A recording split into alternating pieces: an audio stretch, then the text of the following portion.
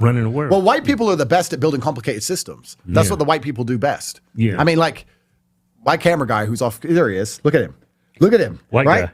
These are the people who, in 1960s in NASA, when they did Apollo 11, all them motherfuckers, there's like 20,000 of them, little white guys with glasses and pieces of paper and a pen, and they put something on the moon. Yeah. You get 10,000 black people in a room, tell them to achieve anything.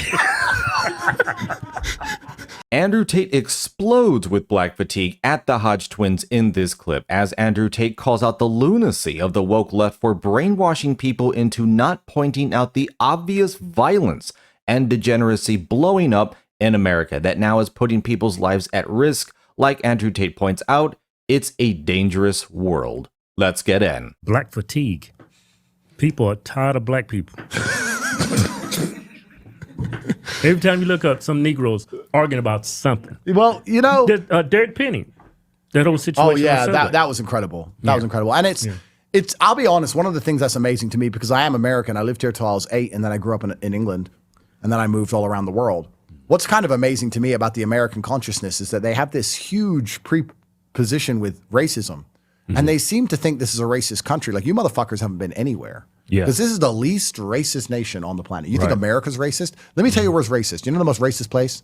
Africa. Oh, yeah. You ever been to Africa?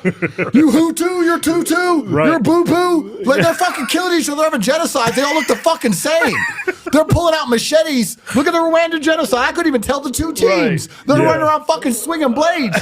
Bro, the whole world's fucking racist. Killing each other over nothing. Over nothing. Hutu, Tutu, your nose shape. They I don't got know the this fuck. huge continent. You got all these black people. You got all these resources. All they do is kill. And they're probably the poorest continent in the world. Of course. They have no leadership, and their culture is just broken. 100%. And also, it's because Africa's rich that it's poor, which we'll talk about in a second. But America's the least racist place you find on the planet. You think China's not racist? You think Japan's not fucking racist? You think India's not racist with this caste system? You think Africa's not racist with this fucking genocides?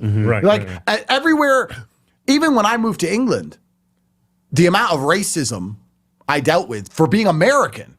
Like, I was American, they're like, oh, yank, oh, dickhead, school shooter. But it's like, watch out. But the thing is, I think it's funny. Yeah. But these people can't take a fucking joke. Like, I love when people, I have the most diverse friend group, and our friendships are based on racism. Like, it's funny. It's funny. Like, I know a white guy. Who's loyal.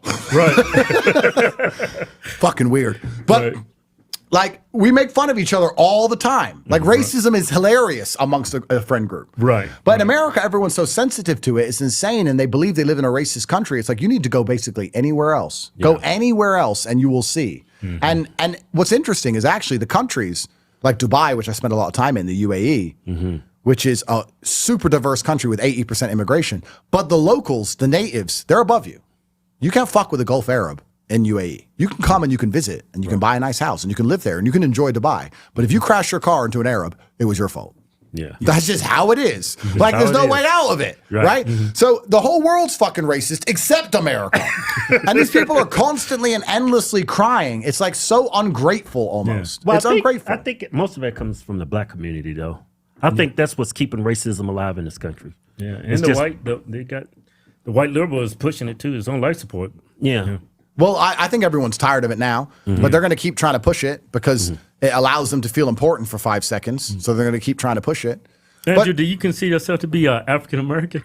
Well, there's times. I'm like the day walker. I swap in and out. It depends. You know? Like I had an auntie.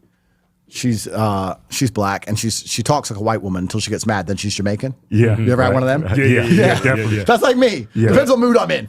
Sometimes I'm white, sometimes I'm black. Depends on mood I'm in. But no, it's really interesting. And also, pattern recognition isn't racism. We need to make that very clear. Like, if I think of a pedophile, I imagine a white man. And if I think of gang shooting, I imagine a black man. Call me racist, but that's just what I imagine, right? When I think of tacos, I think of Latinos. Well, that's right.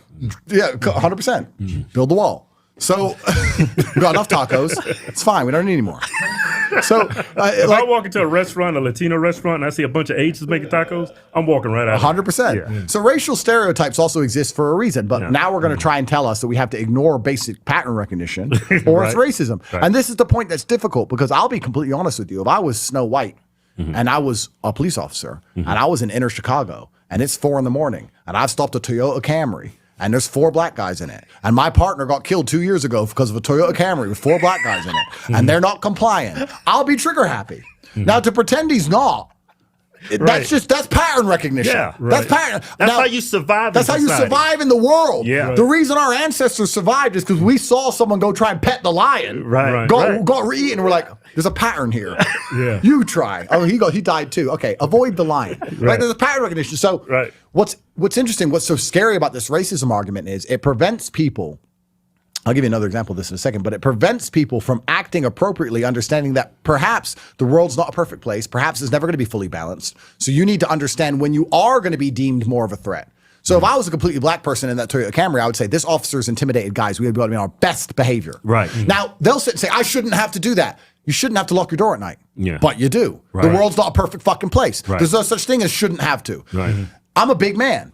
If I go and knock, let's say my car breaks down and I go knock on someone's door in the middle of the night, I know that I'm scary. If a little girl knocks, they may open it. I'm going to be more intimidating. I have to keep that in mind. I'm not going to be at the door like they're trying to flex. They're not going to fucking open it. You have to know the game you're playing. Yeah, because white people, someone knocking on the door, they're like, I don't know this guy. This is probably a home invasion. Yeah, exactly. So what I'm saying is, and this get me in trouble, if you're a black person in the inner city and you understand how the inner city runs, when you're getting stopped by police, you should comply more than ever because you should understand perhaps it's unfair he has these preconceived notions. Perhaps it's unfair. Perhaps you're a great person. Perhaps, yes.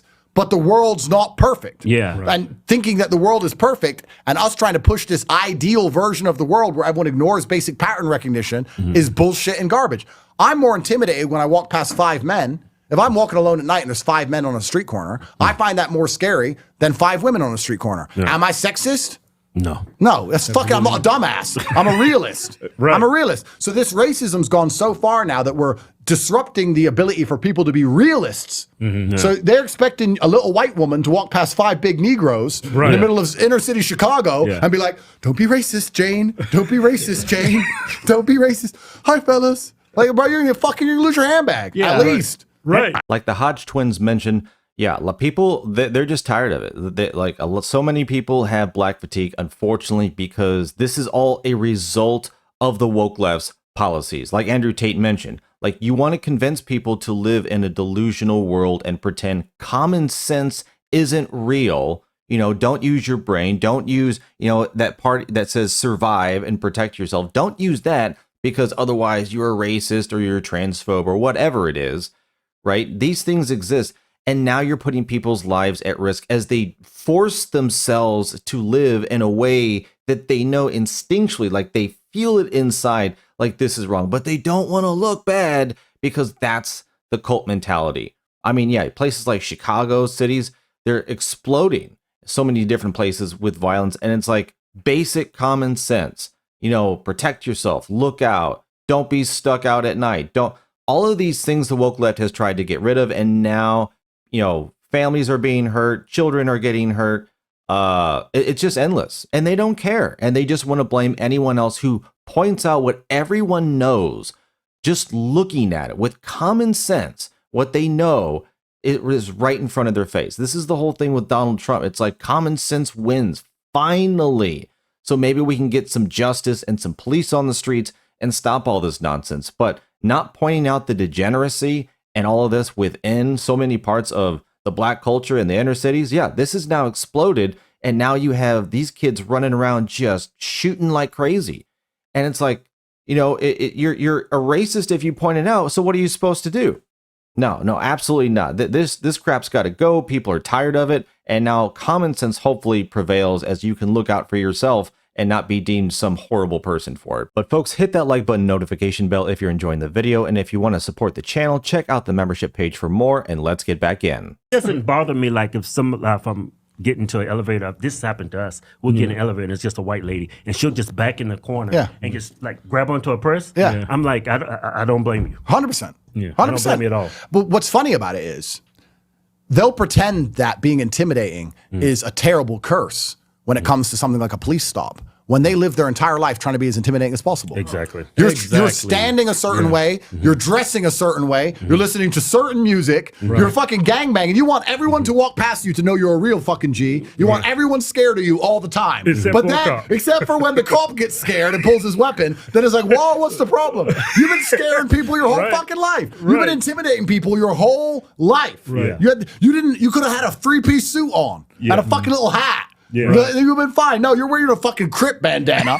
Why do you think I was a gangster? Like, talking in Ebonics. Yeah, but it's bullshit. So all of this is done on purpose. This whole racism argument has gone way too far. As far as I know, black people and white people have basically the fair treat. The law applies to all of us. DEI actually gave black people a whole bunch of advantages over white people. So to sit here and believe that this is a racist country is completely ignorant. It's not a racist country. And you can succeed in this country if you, no matter what skin color you are, if you try your best and you conduct yourself the right way. And perhaps there'll be the odd scenario where you feel like you're being treated differently because of your skin color in a negative, but also you're not talking about all of the times you were treated in a positive because of your skin color. Perhaps because you're a big black man, you have problems in police stops, but you ain't got problems walking alone at night like a little white person does. So there's a bunch of times people were sitting there waiting to rob someone and goes, not him.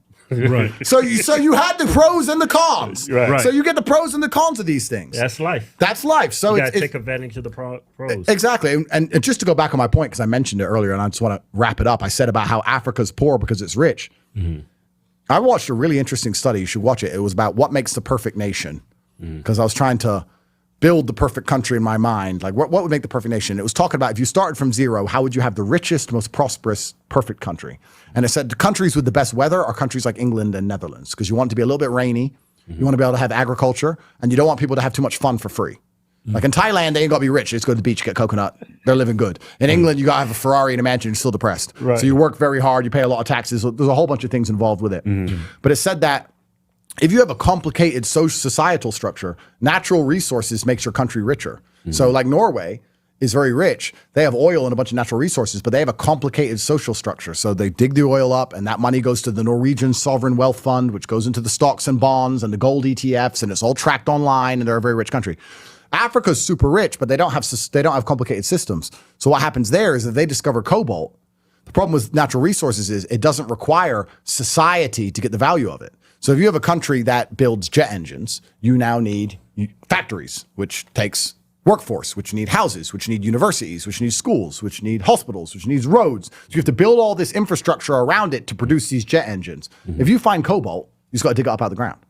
So Africa's problem is that it's so rich, they don't have these complicated structures. So what happens is they find cobalt, the dictator gets a deal from outside, usually the West, to get money into his pocket. They send a few soldiers and a few kids to go dig it up. They take all the cobalt out. It goes straight to the West. The dictator gets rich. None of the African people get rich. None of the African nation gets rich. They don't build anything. And the cobalt's gone. West is rich. Dictator goes to Dubai. Boom, done. So Africa's biggest problem is that it's actually so rich in resources that it's held back by how many things it has. If it didn't have any resources, they could build things and put it all together and start building jet engines. But they don't, because they're like, look, we found something interesting here. Dictator gets rich. Few of the elites get rich, and the average person gets fucked.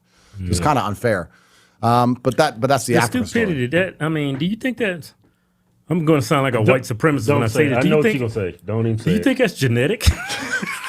Well, but come on, man. Byron Daniels is after me. Byron Daniels is after me. No, but let's think. Well, let me take that back. It's not genetic, it's culture. Yeah. I mean, but culture on a long enough time frame is genetic. Yeah. This is the problem. Yeah. So like if when white people, you know what I love? If you watch on Twitter, it's actually the best argument. It's so fun. The race realists, the super racists who say like black people are genetically different to white people and you're more violent and all this shit. They always attack me on Twitter and call me mulatto and all this shit. It's so funny. And I read all their shit. I read all their shit. I read all the race realism stuff. And I'm kind of sitting there going, kind of agree with some of it. Yeah. They're saying black people are more naturally violent. I'm like, hey, damn right. Watch out. But that's right, pussy. But culture on a long enough time frame becomes genetics. I mean, let's be honest. Is the average African as smart as the average Westerner? No. I would argue that if you go to the Central African Republic where they don't have schools and they don't have infrastructure and nobody and their parents haven't been to school and their grandparents haven't been to school, that probably they're not as smart as somebody who's everyone their entire bloodline's been university educated. Probably that is true. So after a long enough time frame, it becomes genetic, and then you want to take enough of them and dump them over here and expect them to operate within complicated systems they don't fully understand. They're probably just going to say, "Fuck it, let's rob the store," and then you have. I mean, this is realist. This is realism. Yeah, because you look at Africa, it's a continent, it's not a country. But if that was a country like the United States, with the resources they got, the manpower they have, it would be a superpower. It should be the biggest superpower. It should be a superpower. But this little United States, majority is white, is running the world. Well, white people are the best at building complicated systems. That's what the white people do best. Yeah. I mean, like my camera guy who's off. There he is. Look at him. Look at him. White right? guy.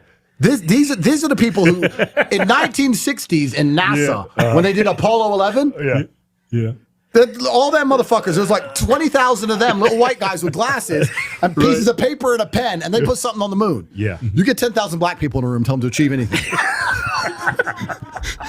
Damn, that was rough. But I guess the closest example you could use is probably going to be like Baltimore, Chicago. I mean, some of these inner city places, I mean, just look at what is produced on the other side. And I mean, take that for what it's worth, folks. But thanks for watching. Let me know down below what you thought about what Andrew Tate had to say with the Hodge Twins about the epidemic of black fatigue in America. Thanks again, like and subscribe, and I will see you on the next one.